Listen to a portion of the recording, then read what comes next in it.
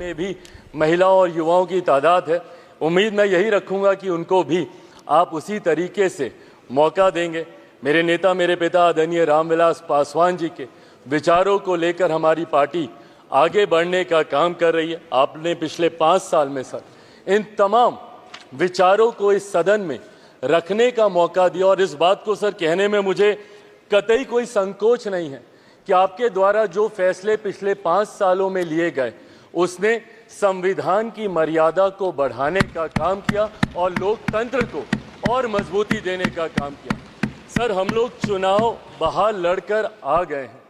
मैं तमाम साथियों से यही आग्रह करूंगा कि जहां चुनाव लड़ना था हम लोग लड़ चुके हैं।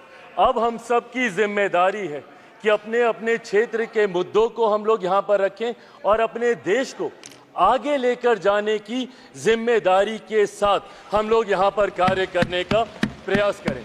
सर, आज सिर्फ आपको बधाई देने के उद्देश्य से हम लोग खड़े हुए हैं, पर हाँ, कई बार जब विपक्ष के द्वारा कई बातें कही जाती हैं, मैं इतना भी मैं ज़रूर आग्रह करूंगा कि जब एक उंगली आप किसी की तरफ उठाते हैं तो बाकी उंगलियां आपकी तरफ उठती हैं।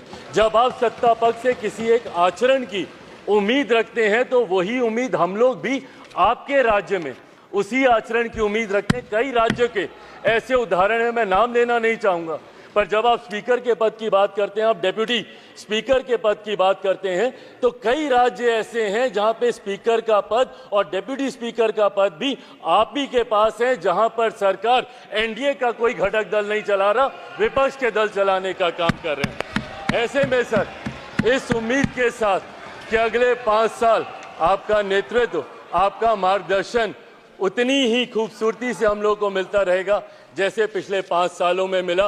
मैं एक बार फिर से अपनी पार्टी की तरफ से, लोक जनशक्ति पार्टी रामविलास की तरफ से आपका पुनः स्वागत करता हूं। पिछले 5 साल के लिए आपको बधाई देता हूं और अगले 5 साल के लिए आपको शुभकामनाएं देता हूं। धन्यवाद सर।